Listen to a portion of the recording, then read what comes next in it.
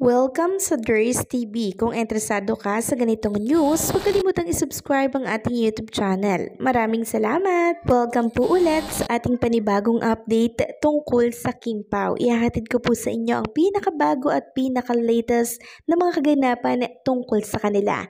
Kaya naman kung hindi ka pa subscriber ng ating channel, pindutin nyo na ang notification bell para lagi kayong updated sa mga balitang trending at napapanahon. So, ayan, welcome back again sa ating YouTube channel mga kakimpaw. And for tonight's video, ang pag-uusapan natin ay mga importanteng ganap kina Kim and Paolo Abilino. So, 8 days na lang. Grabe, yung kaba ko talaga. May label, make it disappear na. Showing na, no? Ang may label, make it disappear. 8 days to go na lang. Grabe mga kakimpaw. So, ipag-pray natin ito nga pelikula po ni Kim and Paolo Abilino na mag-blockbuster ito. Kasi for sure, pag nangyari po yun, meron silang second na pelikula. For sure yan. Iba pa yung teleserye yung gagawin po nila ni Kim and Paolo. Kaya, make it happen mga kakimpaw. So, meron po tayong 7 block screening dyan sa Cebu on March 26. Kim Pao Cebu block screening schedule March 26, 7 p.m. SM Cebu City Directors Club 1. March 26, 7 p.m. SM Cebu City Directors Club 2. Same date pa rin, Ayala Central Block Regular Cinema. March 27, 3 p.m. naman, SM Cebu City Directors Club 1. 27 ulit, SM North EDSA BS Club. 29, SM Cebu City Directors Club 1. 29, SM Cebu City Regular Cinema. So, wag po kayong mawawala mga kakimpaw or magdi-disappear by March 26. Okay? Lalo na po doon sa mga nakabili ng ticket, maraming salamat sa inyo. And sa mga hindi pa po nakakabili ng mas maaga nako, mag-book na kayo or bumili na kayo sa mas malapit na SM store or department sa inyong mga lugar. Samantalang next topic naman tayo mga kakimpaw. Pag-usapan naman natin itong naging interview po kay Kim and Paolo Abilino dito po sa ibang bansa ata to, ng ibang lahi. And napakinggan ko nga po yung mga sinabi doon nitong si Chinita Princess in English. Grabe, ngayon ko lang napakinggan ng dire-diretso mag-English si Chinita Princess. So, mahusay pala siya talaga, no?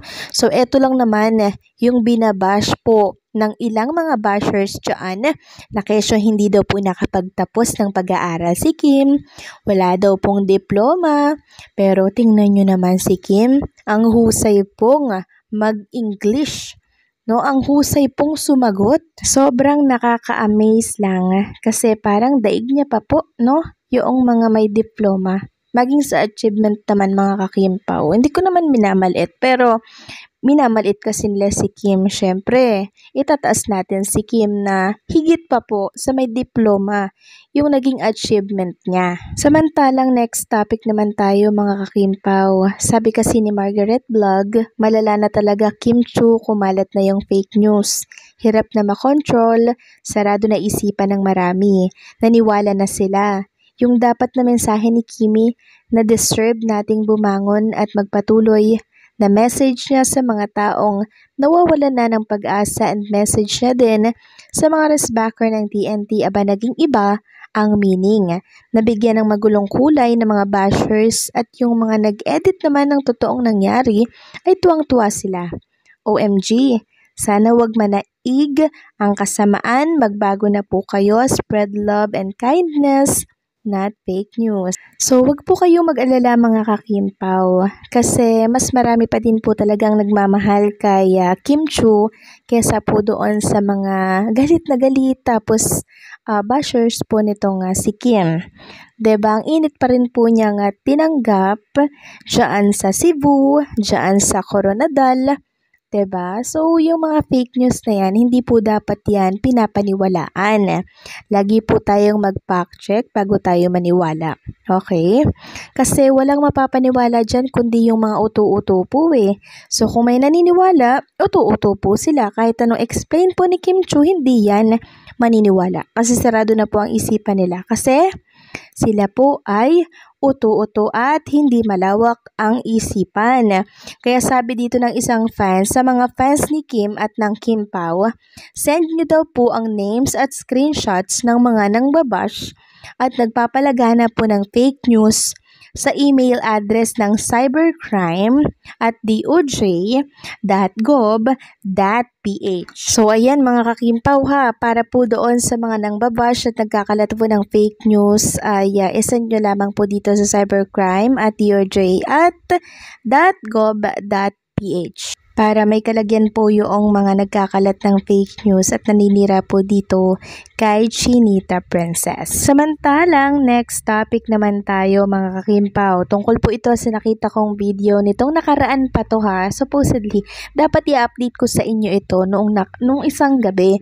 Kaso nyo hindi ko po natapos yung editing ko at ang nangyari, ayun, sayang lamang po. Hindi ko na kasi na-upload. Gusto kasi fresh yung ina-upload ko. So, kaya nag-record ako ng panibago. So, nakita ko po kasi na parang nakasakay po itong si Kim and Paolo Avellino sa transparent na duyan. Magkatabi po sila doon mga kakimpaw. Grabe, walang space. Pati hangin hindi po makakadaan, swear. Sabi nga ng isang nag-post dito na Kimpaw page, nasa ng salitang space? Kahit hangin hindi po makakalusot. Gets ko si Paolo. Kaya pala sinabi niya kay Kimi na kumandong na lang. And yes, narinig ko nga po yung sinabi ni Paolo Avellino sa video niyan na kumandong na lang daw po. Itong si Chinita Princess, kaya alam niyo po ang ginawa ni Kim Chiu. Umalis siya, kilig na kilig, tapos may paghampas pa kay Paolo Avellino. So grabe, 'di ba? Ang harot lang ni Paolo Avellino kasi parang ang tapang niya na po na naihahayag sa publiko kung ano po yung kanyang nararamdaman dito kay Chinita Princess. 'Di ba? Nakakatuwa. Ano kaya ang feeling pag si Chinita Princess nga ay kumandong kay Paolo? Nako, baka to the highest level po yung kilig ko nito mga kakimpaw and maging kayo din siguro. Pero syempre hindi yun gagawin ni Kim Chiu dahil alam naman natin si Kim, 'di ba? Alam natin na ano po yan, pag nasa public siya, no? Kalma, amiga, ganyan po siya. Meron siyang mga isinasaalang-alang. Pero yung action nila ha, speak louder than words talaga mga kakimpaw. Kasi jowa coded po ang pinapakita po ni Kim and Paolo Avellino eh.